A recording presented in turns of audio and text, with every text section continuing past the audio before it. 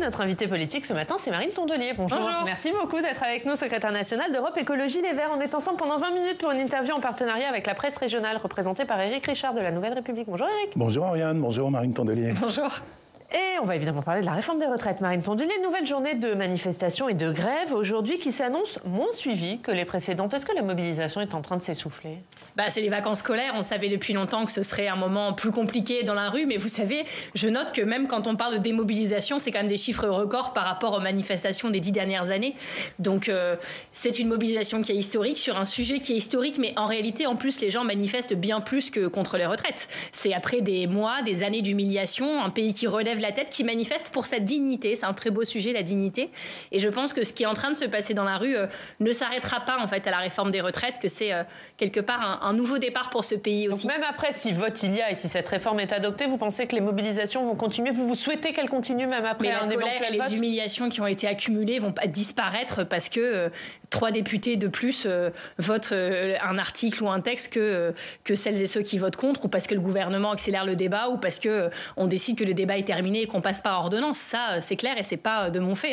Les syndicats qui souhaitent mettre la France à l'arrêt le 7 mars, vous souhaitez aller jusque-là, vous ? Évidemment que c'est nécessaire et qu'à la rentrée scolaire, on nous a dit les vacances, faut pas toucher, c'est important pour les Français. Nous sommes aussi Françaises et Français. Nous aspirons, je pense qu'il y a très peu de Françaises et Français qui partent en vacances, en réalité aux vacances de février, mais bon, c'est aussi un moment de pause, on profite des enfants, ok, mais à la rentrée, et je pense que c'est un souhait très général de la population française, les mobilisations vont repartir de plus belle avec la date du 7, vous en parlez, mais je voulais aussi insister sur le lendemain, le 8 mars, qui est la journée internationale des droits des femmes.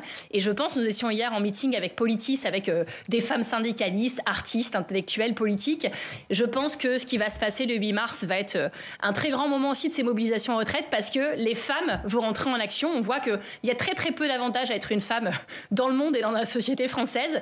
Il y en avait un tout petit, c'est que les trimestres de grossesse étaient pris en compte dans le calcul de retraite, et même ça, ils veulent nous le prendre. On voit que les économies qui sont cherchées sur la réforme de retraite vont être prises en particulier sur les femmes, et les femmes n'ont pas dit leur dernier mot. Le 8 mars, elles rentrent en action. Qu'est-ce qui va se passer concrètement ? Elles rentrent en action, ça veut dire quoi ? Je pense que les femmes vont massivement prendre leur part ce jour-là. Elles sont déjà dans la rue, elles sont déjà en hémicycle. On imagine que vous organisez quelque chose, si vous en parlez de quelle manière ? Il y a une grève des femmes qui est peut-être moins suivie les autres années, mais je pense que cette année, elle prendra particulièrement son sens pour beaucoup de femmes qui suivent ça de loin, qui n'ont pas le temps, qui n'ont pas ça en tête. Là, je pense que chaque femme active de ce pays a en tête ça. Une grève des femmes le 8 mars, et vous allez organiser... C'est pas mon idée à moi, je pense que c'est... Mais vous allez organiser des mobilisations spéciales, vous ?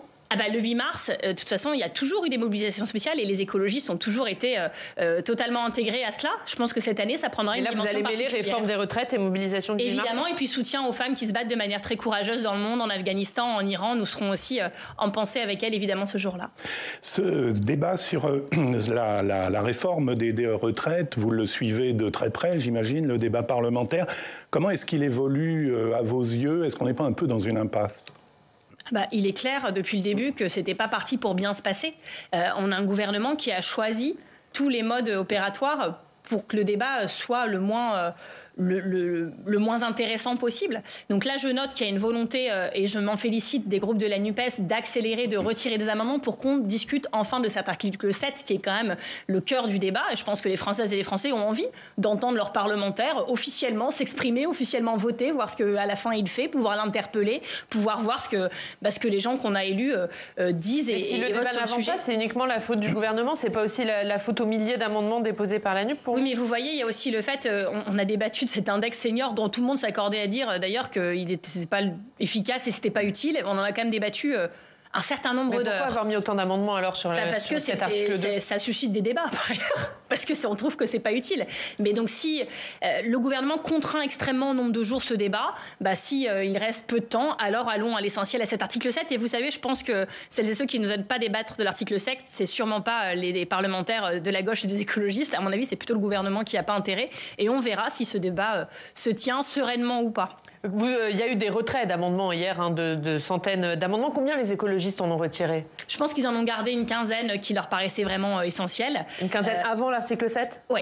Et donc, ils ont gardé évidemment ceux de l'article 7. Et après, il y a encore beaucoup d'amendements de la France Insoumise. Est-ce que vous demandez à la France Insoumise de retirer plus d'amendements? Ils en ont déjà retiré 1000, j'ai vu hier. Ils savent ce qu'ils font. Moi, je suis pas là pour donner des consignes aux parlementaires. Ils sont grands, les groupes parlementaires ont leur vie, débattent, prennent les décisions qu'ils paraissent justes.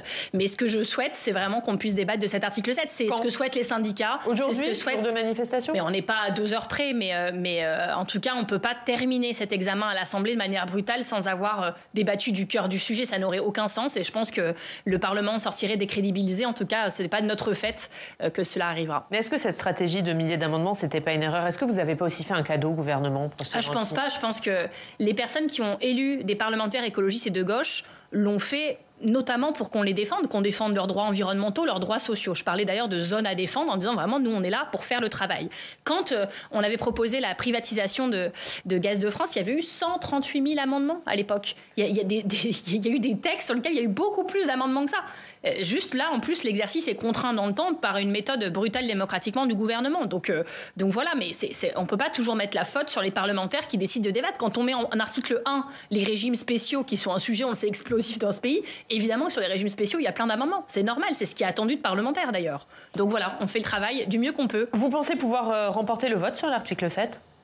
Moi, je suis pas astrologue. Ce que je sais, c'est que ça va pas être aussi simple que le gouvernement ne pensait. On voit que même chez eux, ça débat. C'est-à-dire que même les macronistes doutent de la réforme macroniste, que chez les Républicains, c'est aussi compliqué, que ça négocie. D'ailleurs, il y a exclusivement un débat entre la République En Marche et les Républicains. Je sais pas ce qu'ils font ensemble, mais ils ont l'air de passer beaucoup de temps ensemble. En tout cas, c'est leur réforme. C'est une aventure conjointe, apparemment. Et les Républicains qui ont voté contre l'article 2 avec vous. Bah oui, parce que je pense que c'est un texte qui est très compliqué. Depuis le début, ils le savent et c'est pour ça que, par lâcheté un petit peu, ils font tout pour que le débat soit escamoté finalement. Vous le disiez, vous avez dit vouloir transformer l'Assemblée en ZAD, en zone à défendre. Est-ce que vos vœux ont été exaucés au-delà de ce que vous espériez ?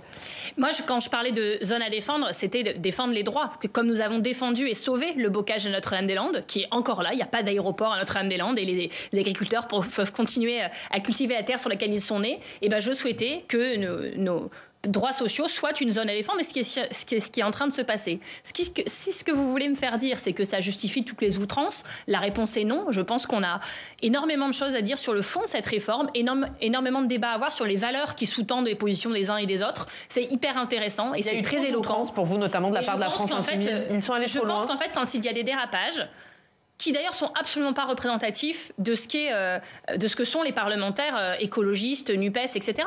Mais à la fin, c'est un cadeau fait au gouvernement parce qu'ils sont tellement mal à l'aise sur le fond de ce dossier que toute mini-perche tendue qui leur permet de passer quelques heures à parler de la forme, de la prise de parole de tel ou tel plutôt que du fond du dossier, ça les sert. Ils sont tellement fébriles que toute occasion est bonne pour eux de sortir du débat de fond. Je pense que nous, on doit se concentrer là-dessus, les valeurs, le fond, et pas leur faire ce cadeau de pouvoir à chaque fois dériver sur autre chose. Emmanuel Macron a adressé un message aux oppositions hier en Conseil des ministres. Il a dit « Les oppositions n'ont plus de boussole et sont totalement perdues ». Qu'est-ce que vous répondez ? Enfin, franchement, alors lui, je ne sais pas où il est depuis quelques jours. Il n'est pas là. C'est un moment qui est crucial pour la vie politique française. Il y a des manifestations records comme jamais il y en a eu depuis 10 ans. Et lui, il n'était pas là. Il laissait en première ligne ses ministres, sa première ministre. Je me disais, mais où est-il ? Et là, en Conseil des ministres, il fait des fanfaronnades, finalement. Ce qu'il fait, il est au chaud dans son conseil des ministres, alors que ses ministres sont en première ligne sur le banc des ministres. Et lui, il dit... Il doit s'exprimer pour vous ? Vous lui demandez de s'exprimer sur cette réforme ? Oui, qu'il prenne ses responsabilités, qu'il laisse pas ses ministres seuls. C'est un peu lâche, sinon. Sur le Rassemblement national qui a déposé une motion de censure, Éric. Oui, donc par rapport à cette motion, je dirais quelle va être votre position. Le Rassemblement national rappelle que c'est là l'occasion de repousser en quelque sorte cette réforme. Quel est finalement votre regard, votre stratégie ? Ce que fait Marine Le Pen là, c'est un coup politique. C'est-à-dire que le Rassemblement national, dans le mouvement social, dans la rue, on ne les voit pas. Je ne sais pas où ils sont pas là. Ils servent à rien dans ce mouvement social. Ils sont pas très à l'Assemblée nationale.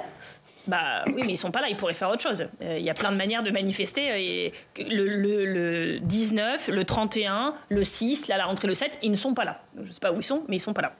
Ensuite, à l'Assemblée nationale, j'ai pas l'impression qu'ils brillent par leur prise de position, par leur argumentation. Ils sont pas vraiment là non plus. C'est pas eux qu'on entend. Et donc là, ils sortent de leur besace cette motion de censure. Mais une motion de censure pour faire quoi ? Marine Le Pen, elle a une majorité alternative à proposer? Non. Marine Le Pen a dit c'est un référendum parlementaire. On veut savoir qui est vraiment pour cette réforme, qui est vraiment contre cette réforme. Et ceux qui ne votent pas la motion de censure, ce sont les alliés du gouvernement. Oui, c'est...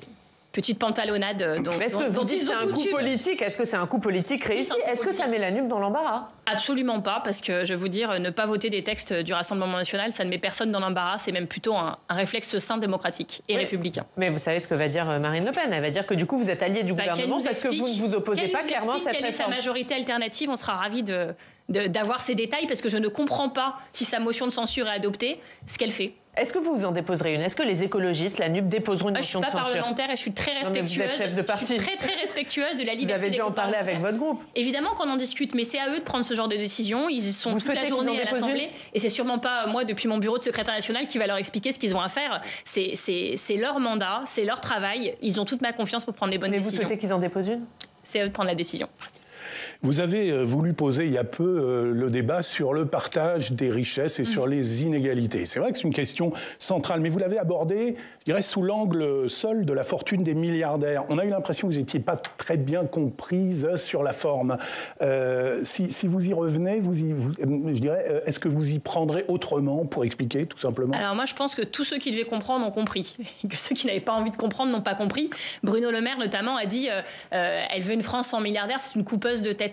Mais moi, je m'en prends aux milliards, pas à ceux qui les ont. Tout comme quand Stanislas Guerini dit qu'il veut supprimer les fonctionnaires, personne n'interprète le fait qu'ils veulent embaucher des tueurs à gages pour les attendre à la sortie de l'administration. Là, c'est pareil. Par contre, ça a eu le mérite de poser un débat sur le partage des richesses. Moi, je refuse qu'on ne joue qu'en défense sur nos droits sociaux, comme si on était la ligne Maginot ou la forteresse assiégée. Et en réalité, oui, il y a un vrai problème de partage des richesses, et je suis fière que ce débat, du coup, se pose et se mêle à celui de retraite, parce qu'il est juste. Et qu'en réalité, le gouvernement, quand il a annoncé cette réforme des retraites, Elisabeth Borne, son élément de langage, c'est une réforme de justice. Et puis, quand c'était une fake news, évidemment, qu'on a déminé, et puis ils ont commencé à dire « Ah ben non, mais en fait, c'est une réforme d'effort ». C'est déjà pas la même chose, surtout quand on voit ceux sur qui pèsent les efforts à la fin de cette réforme. Et donc, oui, il y avait un vrai sujet de partage des richesses, au moins, il est posé. On va parler de votre parti. Alors, chouette. Un parti qui vient de lancer les États généraux de l'écologie. Alors, vous vous êtes fixé un certain nombre de caps, et notamment 150 jours, dites-vous, pour réussir la transformation du parti. Avec quelle méthode, et ça veut dire quoi précisément? Ça veut dire qu'en 2023, les personnes, quoi qu'elles pensent dans la vie et quoi qu'elles aient envie de faire, ne vont pas forcément vers des partis politiques. C'est vrai pour le nôtre, le parti écologiste, mais c'est vrai en réalité pour les partis de manière générale. Et donc, en 2023, nous devons réinventer des manières de s'engager. Et nous avons décidé, parce que nous sommes écologistes, parce que nous croyons à la co-construction, la démocratie ouverte, d'associer toutes celles et ceux qui le souhaiteraient. Parce qu'en réalité, c'est Bruno Latour qui nous a quittés il y a quelques mois, un philosophe de l'environnement, qui disait majoritairement les écologistes, potentiellement les écologistes sont majoritaires dans ce pays. Mais c'est une classe écologique qui n'a pas conscience d'elle-même, qui n'est pas fière d'elle-même, qui n'est pas structurée, organisée.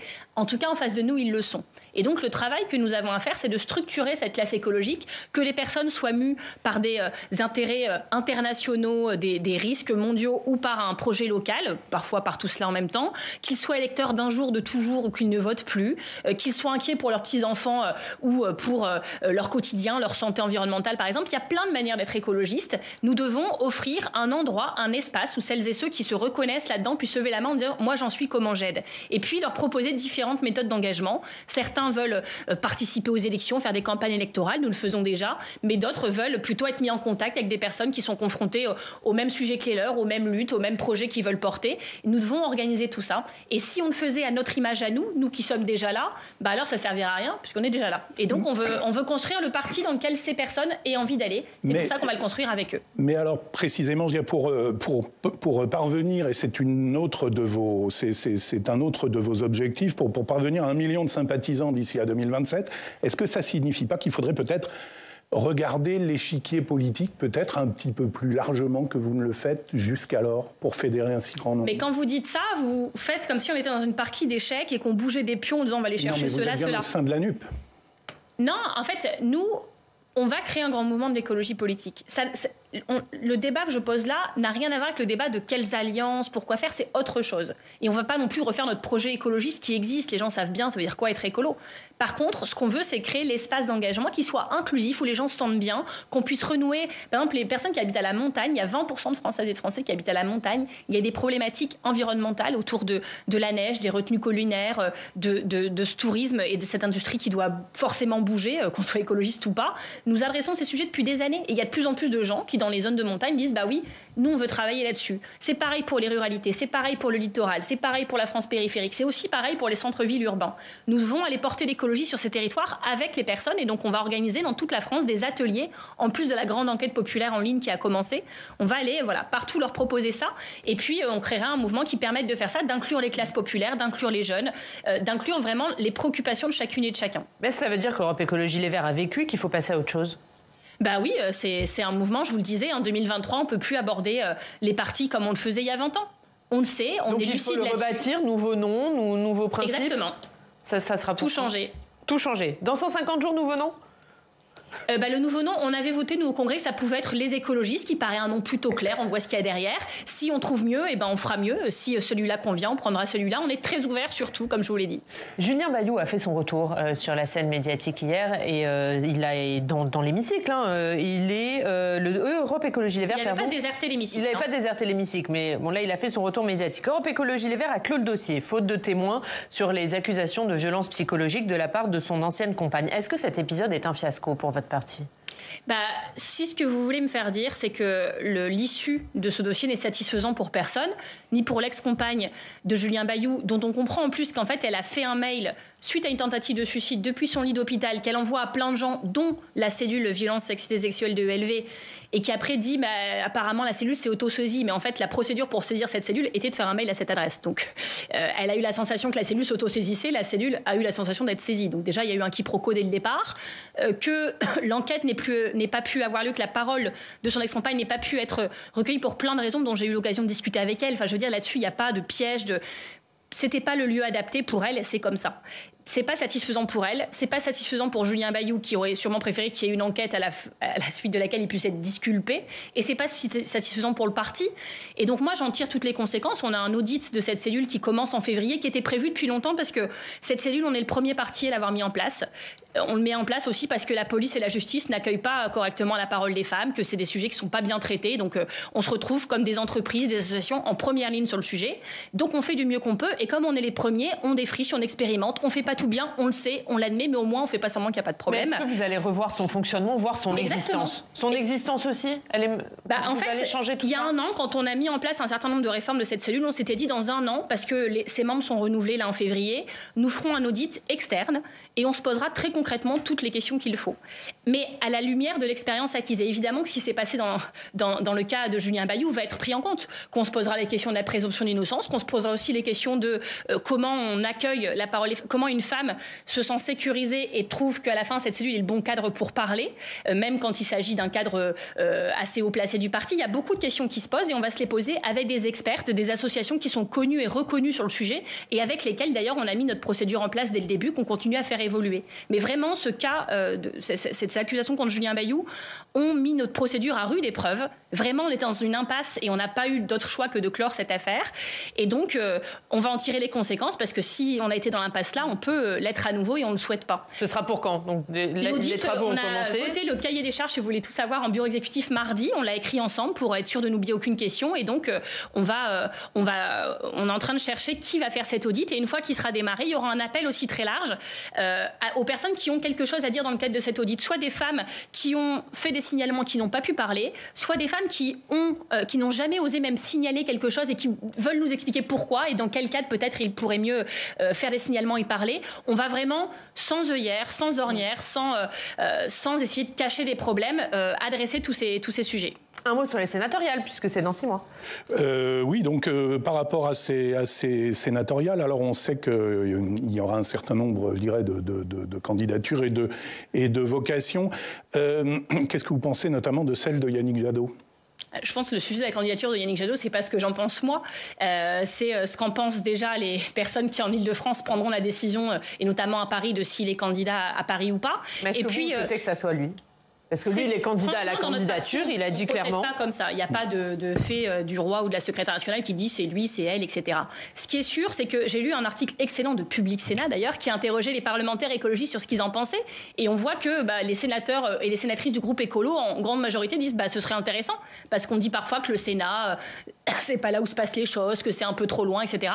Au moins, je vais vous dire qu'une personnalité politique de l'ampleur de Yannick Jadot dise moi, c'est le Sénat qui m'intéresse. Je pense que ça fait plaisir aussi à beaucoup de personnes qui aiment le Sénat. Et voilà, évidemment que dans notre mouvement, il y a beaucoup de gens qui trouvent ça intéressant, mais la question, c'est pas ce que moi j'en pense, c'est ce qu'il peut apporter au Sénat, ce qu'il peut apporter à l'écologie. Et je pense qu'évidemment, il peut apporter beaucoup de choses à ces deux institutions. Mais du coup, qui sera votre tête de liste aux européennes ? Ça, vous allez très vite en besogne. On est en train de se refonder, on se donne 150 jours pour faire ça. Évidemment qu'on est en train de travailler en temps masqué sur les européennes, mais franchement, c'est pas le moment non plus de répondre à cette question. Ce que je peux vous dire, c'est que c'est une élection qui nous tient à cœur, qu'on y réfléchit depuis longtemps et que ce sera un moment fort. Vous pourriez porter la liste ? Ah non, absolument pas, parce qu'on est pour le non-cumul chez nous. Donc moi, je suis secrétaire nationale, je prendrai toute ma part, évidemment, dans cette campagne. J'adore les campagnes. Je serai en soutien de la tête de liste, mais ce ne sera pas moi. Juste sur les vous avez une info. Ça, c'est au moins, c'est une info. Sur les sénatoriales, est-ce que vous souhaitez que ce soit des listes d'union ou des listes écologistes ou des listes NUP, Union de la gauche ? Évidemment que dans plein de territoires, on va discuter. Après, les sénatoriales, c'est une élection qui est vraiment spécifique, où ça se joue parfois à quelques voix de grands électeurs. On discute d'ores et déjà avec le Parti communiste, avec le Parti socialiste dans un certain nombre de territoires et au niveau national, comme on l'a toujours fait pour ces élections. Mais les décisions seront prises sur les territoires au plus juste et en concertation avec les adhérents et avec ses partenaires. Et une dernière question sur le nucléaire, Eric. Oui, avec le gouvernement, bien qu'il pourrait mobiliser l'épargne du livret A, il l'a annoncé pour financer le nucléaire. Qu'est-ce que vous en pensez, tout simplement ? J'ai reçu des mails de gens qui disaient « J'ai un livret A, je ne veux pas qu'il serve à financer le nucléaire. Aidez-moi, Madame Tondelier, parlez-en à la télé. » Donc merci de me poser cette question. Mais vraiment, le nucléaire, c'est un fiasco. Il faut le dire, le PR de Flamanville qui devait coûter 3 milliards et ouvrir en 2012, on est déjà à plus de 20 milliards, il n'est toujours pas ouvert, on ne sait pas quand il ouvrira. Si n'importe quelle filière en France avait connu un tel fiasco, on arrêterait le fiasco. Là, on dit non, on va en faire 6 EPR, on ne sait pas en faire 1, on va en faire 6. Et vraiment, ça a trop coûté, parce qu'à la fin, c'est les contribuables qui payent. Sur le livret A, du coup, qu'est-ce que vous dites aux gens ? Ça a provoqué la chute d'Areva. Aujourd'hui, EDF est en difficulté, mais l'État vient à la rescousse, c'est-à-dire le contribuable français. Donc franchement, moi, je préfère que mon livret A finance des éoliennes, des énergies renouvelables, qui sont renouvelables, qui sont complètement décarbonées, qui ne font pas vivre l'économie de Poutine avec ses sociétés qui, à la fois, nous fournissent l'uranium, aident à le faire transiter ou traitent nos déchets nucléaires, qui ne produisent pas des déchets que nos enfants, petits-enfants, arrière-petits-enfants sur des milliers de générations auront à subir, qui ne sont pas dangereux et qui sont compatibles avec le réchauffement climatique. Vous ne dites pas aux gens de retirer leur argent du livret A ? Non, mais je demande au gouvernement et à la Caisse des dépôts, en l'occurrence, que ce soit pas là que l'argent soit pris sur le nucléaire. Merci beaucoup, Marine Tondelier, d'avoir été avec nous. La une de la Nouvelle République, manifestation, la rue dans les bars, vers les bars. Merci beaucoup, Éric Berger. Merci, Marine Tondelier, au Passe au Club.